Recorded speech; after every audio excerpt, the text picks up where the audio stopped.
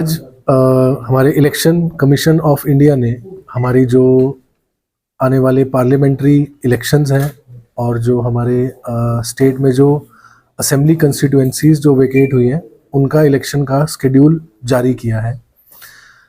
जो हमारा parliamentary constituency 3 Hamirpur में पड़ने वाले हमारे ऊना ज़िला है, इसका इलेक्शन और हमारे यहाँ पर जो 2 असेंबली कंस्टिट्यूएंसीज हैं 42 गगरेट और 45 कुटलहेड़, इनका इलेक्शन भी आज हमारे इलेक्शन कमीशन ऑफ इंडिया ने डिक्लेयर किया है।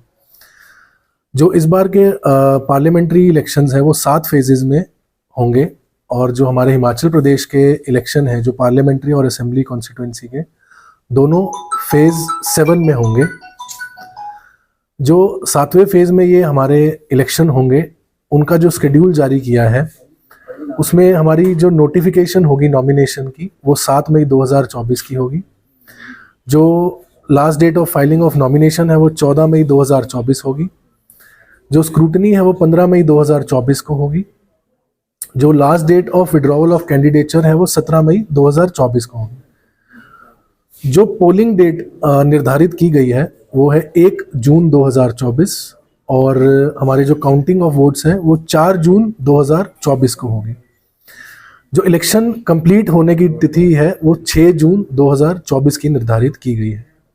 तो ये शेड्यूल हमारा जो इलेक्शन कमीशन से हमारे पास आ चुका है और अभी उनके ये जो कॉन्फ्रेंस ख़त्म होने के बाद से हमारे पूरे जो हमारे ऊना ज़िला में भी पूरे भारत में ही जैसे एमसीसी लागू हो गया है, तो ऊना में भी अब हमारा जो मॉडल कोड ऑफ कंडक्ट है वो लागू हो गया है और जितने भी प्रोविजंस हमारे एमसीसी के हमारे ईसीआई के द्वारा लगाए गए हैं अब हमारे ऊना ज़िला में लागू होंगे। इसके अलावा जो हमारे ऊना डिस्ट्रिक्ट में जो इलेक्शन से रिलेटेड हमारी इंफॉर्मेशन है वो मैं आप सभी के सामने एक बार बताना चाहूँगा। हमारे जो ऊना डिस्ट्रिक्ट में इस टाइम जो अभी तक हमारी डिटेल है, टोटल इलेक्टर्स हैं हमारे 5 जनवरी 2024 के हिसाब से वो 2,16,077 मेल्स और 2,10,443 फीमेल्स हैं और थर्ड जेंडर के हमारे पास 4 वोट्स हैं। जो ओवरसीज इलेक्टर्स मेल 1 हैं और फीमेल 0। सर्विस इलेक्टर्स हमारे पास 6,498 हैं और मेल हैं और फीमेल है 170। जो हमारे 18 से 19 इलेक्टर्स हैं हमारे 4,964 और फीमेल है 3,901। जो हमारे पर्सन्स विद डिसेबिलिटीज़ हमारे वोटर्स हैं जो हमारे मेल हैं 2,248 और फीमेल हैं 1,173। जो 85 प्लस एज ग्रुप इलेक्टर्स हैं हमारे 1,971 मेल हैं और 2,908 फीमेल हैं।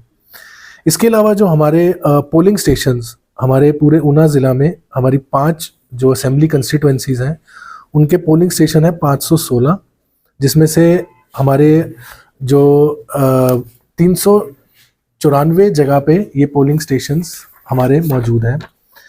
जो हमारे पास अभी ईवीएम्स पार्लियामेंट्री कंस्टिट्यूएंसी की हमारे पास जो ऑलरेडी हमारे वेयर हाउस में है वो CU है 736, BU है 832 और वीवीपैट है 872।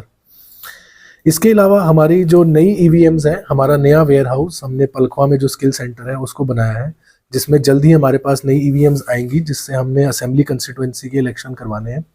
उसमें भी हमारी जो फर्स्ट लेवल चेकिंग और आगे का जो पूरा रूटीन है हमारे पास इलेक्शन कमीशन ऑफ इंडिया से आ चुका है और अकॉर्डिंगली पूरे हमारे जो पुलिस और प्रोटोकॉल में उनकी आगे की कार्रवाई की जाएगी।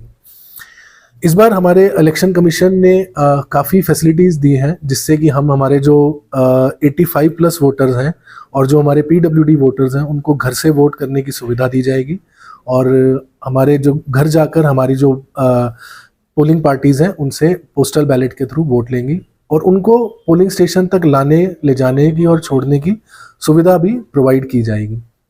इसके अलावा हमारे जो सर्विस वोटर्स हैं वो ETPBS के माध्यम से हमारे वोट डाल सकते हैं और उनके भी जो पूरी कार्रवाई हमारी ECI की गाइडलाइंस के अकॉर्डिंग की जाएगी। हमारे लॉ एंड ऑर्डर को मेंटेन करने के लिए हमने हमारे ज़िला में 11 सेक्टर मजिस्ट्रेट्स की नियुक्ति करी है और हमारे सेक्टर ऑफिसर्स भी हमने नियुक्त किए हैं हर कंस्टिट्यूएंसी में, जो इस हमारी जो पूरी पोलिंग होगी उसको सही तरीके से कंडक्ट करवाएंगे। इसके अलावा जो हमारे जनता के लिए इस बार काफ़ी आईटी रिलेटेड ऐप्स का भी जो है प्रावधान है।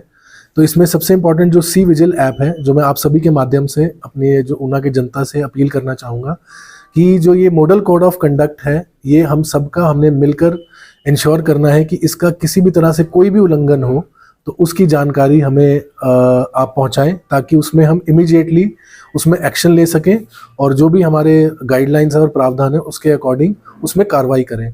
तो इसमें 1950 नंबर हमारा जो है एक हेल्पलाइन नंबर है। इवन सी विजिल जो ऐप भी है, आप सभी के माध्यम से मैं लोगों को कहूँगा कि आप उसको डाउनलोड करें और हमारे जो MCC है उसको प्रॉपरली इम्प्लीमेंट करने में हमारी सहायता करें।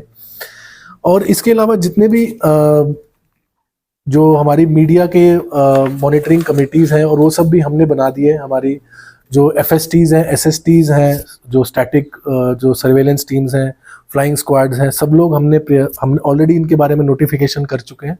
और वो जैसे जैसे उनकी MCC में जहाँ पे रिक्वायरमेंट है उनको हम उसको तैनाती हम कर देंगे, और अकॉर्डिंगली MCC का पूरी स्ट्रिक्ट हमारी तरफ से इसका इम्प्लीमेंटेशन रहेगा।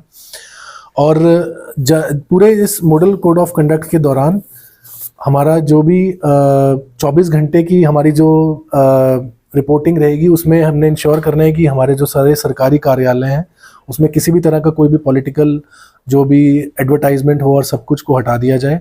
48 घंटे में सारे सार्वजनिक जो स्थान है वहाँ से हटा दिया जाए, और 72 घंटे में जितनी भी अनऑथराइज्ड ऐसी होर्डिंग्स हैं, तो मैं आप सभी के माध्यम से सभी को यही अपील करना चाहूँगा कि आप प्लीज़ इसकी जो MCC की गाइडलाइंस हैं उसको अच्छे से